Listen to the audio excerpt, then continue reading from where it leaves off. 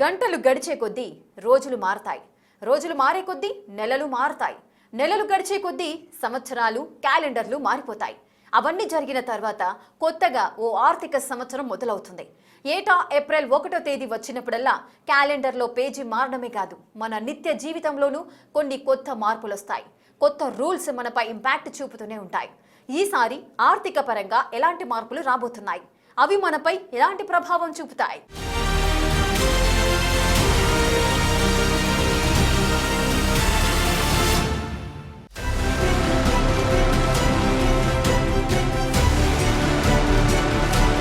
April 1 అనగానే fools day అనేస్తారు. కానీ ఏప్రిల్ 1 అంటే ఇండియాలో రూల్స్ డే కూడా. ఫూల్స్ సంగతి పక్కన పెడితే కొత్తగా వచ్చే రూల్స్ ఒక్కొక్కరు ఫుల్ మీల్స్ తిన్నా అరగంటలో అరిగిపోయేలా చేస్తాయి. ఈ ఆర్థిక సంవత్సరంలోనూ చాలా కొత్త రూల్స్ రాబోతున్నాయి. ఏప్రిల్ 1 నుంచి మన చుట్టూ జరిగే వ్యవహారాలు చాలా వరకు మారబోతున్నాయి. వీటిలో కొన్ని పరోక్షంగా ప్రభావం చూపితే ఇంకొన్ని నేరుగా ఇంపాక్ట్ చూపనున్నాయి. కొన్ని రూల్స్ మన జేబులోని పర్స్ ని డైరెక్ట్ గా తాకనున్నాయి. ఈ ఆర్థిక సంవత్సరంలో కీలక ఆర్థిక మార్పులు అమల్లోకి రానున్నాయి. ఈ ప్రభావం ప్రతి కుటుంబం, ప్రతి ఒక్కరి ఖర్చులపై స్పష్టంగా కనిపించనుంది. గ్యాస్ ధరల నుంచి మొదలు పెడితే income tax rules, pan card మార్పులు, రైల్వే టికెట్ల నిబంధనలు, ఇలా ప్రజలపై నేరుగా ఇంపాక్ట్ చూపేవి చాలానే ఉన్నాయి.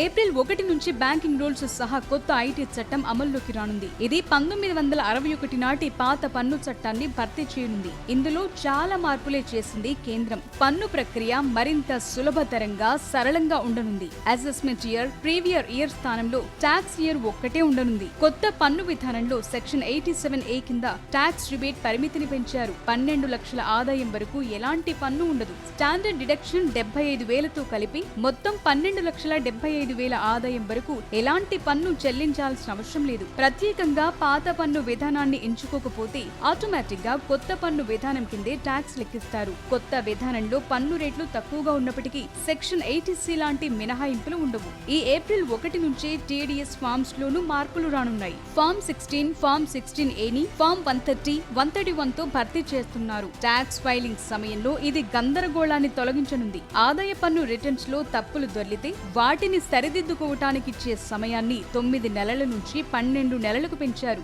అయితే 9 నెలల గడువు దాటిన తరువాత రివైజ్డ్ రిటర్న్ దాఖలు చేస్తే కొంత ఫీజు చెల్లించాల్సి ఉంటుంది. అదనపు ఖర్చు లేకుండా రివైజ్ చేయాలనుకునేవారు పాత పద్ధతిలోనే 9 నెలల లోపు పూర్తి చేయాలి.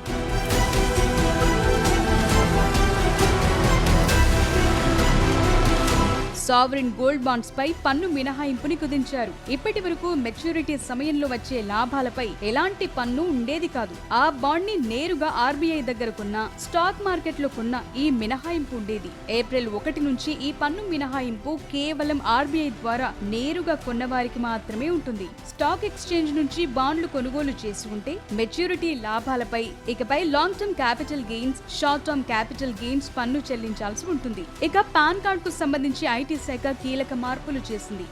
ఇప్పటి వరకు కేవలం ఆధార్ ఉంటే సులభంగా పాన్ కార్డ్ ఇచ్చేవారు. కానీ ఏప్రిల్ 1 నుంచి కొత్త పాన్ కార్డ్ కోసం ఆధార్ తో పాటు ఇతర సపోర్టింగ్ డాక్యుమెంట్ కూడా సమర్పించాలి. 10th memo, voter ID, passport, driving licence, birth certificate లాంటివి ఇవ్వాల్సి ఉంటుంది. ఇక కొన్ని రకాల లావాదేవీలకు పాన్ కార్డ్ సమర్పించాల్సిన పరిమితులను పెంచారు. ఏదైనా ప్రాపర్టీ కొనుగోలు, అమ్మకాలు చేసేటప్పుడు పాన్ ఇవ్వాల్సిన పరిమితిని 10 లక్షల నుంచి 20 లక్షలకు పెంచారు. ఒక ఆర్థిక సంవత్సరంలో బ్యాంకు ఖాతాలో 10 లక్షలు అంతకంటే ఎక్కువ నగదు జమ చేసినా, విత్డ్రా చేసినా పాన్ వివరాలు ఇవ్వాల్సి ఉంటుంది.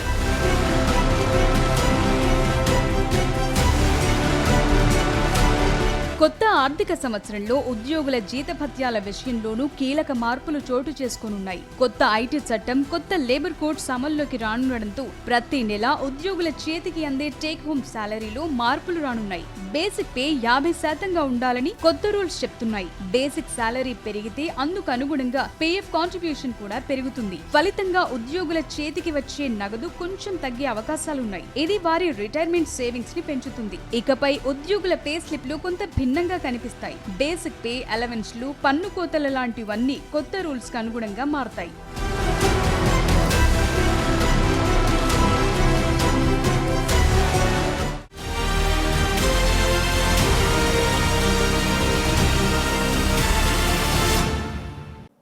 ఆర్థిక సంవత్సరం ఎప్పుడొచ్చినా ఐటీ పరమైన మార్పులు ఒకటో రెండో ఉంటాయి. కానీ అవి మాత్రమే కాకుండా ఇంకా చాలా ఉన్నాయి.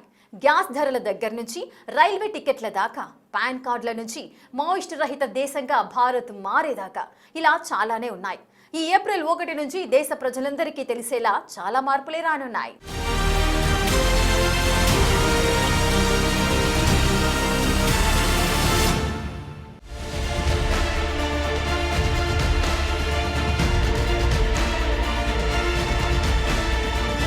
కొత్త లేబర్ కోడ్ అమల్లోకి రానుండడంతో ఉద్యోగులకు అత్యంత అనుకూలమైన మార్పు ఒకటి రాబోతోంది. ఉద్యోగులకు అత్యంత అనుకూలమైన సంస్కరణ ఇదే అని చెప్పాలి. ఫుల్ అండ్ ఫైనల్ సెటిల్మెంట్ సమయాన్ని భారీగా తగ్గించారు. గతంలో ఉద్యోగం మానేసిన వారు తమ జీతం, లీవ్ ఎన్కాష్మెంట్, ఇతర బకాయిల కోసం 30 నుంచి 90 రోజుల దాకా వెయిట్ చేయాల్సి వచ్చేది. దాంతో కొత్త ఉద్యోగంలో చేరే సమయంలో వారికి ఆర్థిక ఇబ్బందులు ఎదురయ్యేవి. అయితే ఏప్రిల్ నుంచి ఓ ఉద్యోగి రాజీనామా చేసినా, తొలగించినా, మరే ఇతర కారణం చేత సంస్థ నుంచి విడిపోయినా వారి చివరి పని దినం నుంచి 2 పని దినాలలోపే వేతన సంబంధిత బకాయిలన్నీ కంపెనీ చెల్లించాలి. సెటిల్మెంట్ ఆలస్యం చేయటం అనేది ఇకపై చట్ట ఉల్లంఘనవుతుంది. బాధితులు లేబర్ డిపార్ట్మెంట్ ను ఆశ్రయించి ఆలస్యమైన పేమెంట్లకు వడ్డీని కూడా క్లెయిమ్ చేయొచ్చు. అయితే గ్రాట్యుటీ, ఈపీఎఫ్ బదిలీలు ఈ 2 రోజుల నిబంధన కిందకు రావు. ఈపీఎఫ్ విత్డ్రా నిబంధనలను కూడా సులభతరం చేశారు. విత్డ్రా రూల్స్ ని కేవలం 3 కేటగిరీలుగా కుదించారు. ఉద్యోగం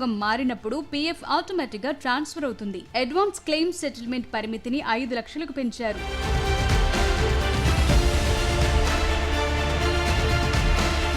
ఇక విదేశీ టూర్లు వెళ్లేవారు, విదేశాల్లో విద్య, వైద్యం కోసం ఖర్చు చేసేవారికి ఏప్రిల్ 1 నుంచి టీసీఎస్ తగ్గింపు వర్తిస్తుంది. గతంలో విదేశీ టూర్ ప్యాకేజ్లపై 7 లక్షల లోపు 5%, ఆ పైన 20% టీసీఎస్ ఉండేది. ఏప్రిల్ నుంచి ఎలాంటి పరిమితి లేకుండా అన్నింటికి 2% ఫ్లాట్ రేట్ వర్తిస్తుంది. బ్యాంకుల ఏటీఎం నిబంధనల్లోనూ మార్పులు రాబోతున్నాయి. కొన్ని ప్రధాన బ్యాంకులు యూపీఐ విత్డ్రాల్స్ ని కూడా ఇకపై ఏటీఎం ఉచిత లావాదేవీల్లో కలపనుంది. దాంతో ఫ్రీ ట్రాన్సాక్షన్ల పరిమితి త్వరగా పూర్తయ్యే అవకాశం ఉంది. లిమిట్ దాటాక ప్రతి లావాదేవీపై 23 రూపాయలు ఛార్జ్ చేయనున్నారు.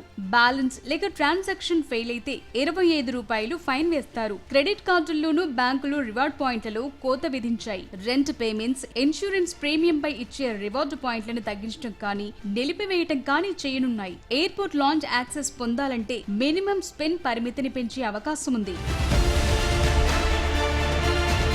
Indian railways rail ticket cancellation పాలసీని అప్డేట్ చేసింది. రైలు బయలుదేరే కనీసం 8 గంటల ముందు టికెట్ క్యాన్సిల్ చేస్తే రిఫండ్ అస్సలు రాదు. అంతకు ముందు ఇది 4 గంటలుండేది. రైలు బయలుదేరనున్న కనీసం 24 గంటల నుంచి 8 గంటల వరకైతే 50% రిఫండ్ పొందొచ్చు. 24 నుంచి 72 గంటలలోపు క్యాన్సిల్ చేస్తే టికెట్ ధరలో 25% కోత విధించి మిగతాది రిఫండ్ చేస్తారు. కనీసం 72 గంటల ముందు క్యాన్సిల్ చేస్తే కనీస ఛార్జీలతో మినహాయించుకుని మిగతా మొత్తం ఇచ్చేస్తారు. పర్యావరణ పరిరక్షణలో భాగంగా BS7 ఉద్గార నియమాలు అమలు కానున్నాయి. ఇది వాహనాల ధరలపై ప్రభావం చూపే అవకాశం ఉంది. కొత్త వాహనాల్లో real time emission monitoring systems ఉంటాయి. టైర్లు, బ్రేక్ డస్ట్ వల్ల కలిగే కాలుష్యాన్ని కూడా పరిగణలోకి తీసుకోనున్నారు.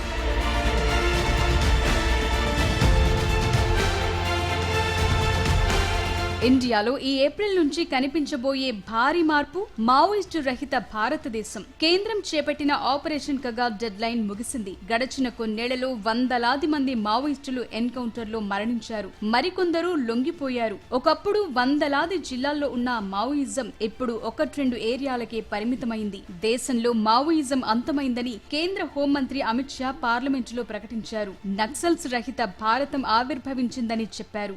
2026 మార్చి 31లోగా దేశంలో నక్సల్స్ లేకుండా చేస్తామని చెప్పినట్లే నక్సల్స్ రహిత భారత్ కల సాకారమైందన్నారు. బస్తర్లో కోంబింగ్ ఆపరేషన్ కూడా ముగిసిందని చెప్పారు. లొంగిపోయిన మావోయిస్టులకు సంక్షేమ ఫలాలు అందజేస్తామన్నారు. కేంద్రానికి సహకరించిన గిరిజనులకు అమిత్ షా కృతజ్ఞతలు తెలిపారు. గిరిజన ప్రాంతాల అభివృద్ధికి కట్టుబడి ఉన్నామన్నారు. ఆయుధాలు వీడని వారు అంతు చూస్తామన్నారు.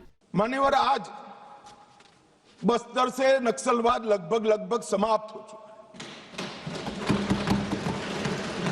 बस्तर के अंदर हर गांव में एक स्कूल बनाने की मुहिम चली। बस्तर के अंदर हर गांव में राशन की दुकान खोलने की मुहिम चली।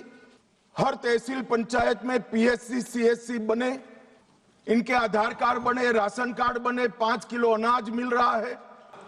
12 राज्य छत्तीसगढ़, तेलंगाना, आंध्र प्रदेश, ओडिशा, महाराष्ट्र, मध्य प्रदेश, झारखंड, बिहार, बंगाल, केरल, कर्नाटक का कुछ हिस्सा और उत्तर प्रदेश के 3 जिले, ये पूरा रेड कॉरिडोर बनाकर और वहां कानून का शासन समाप्त।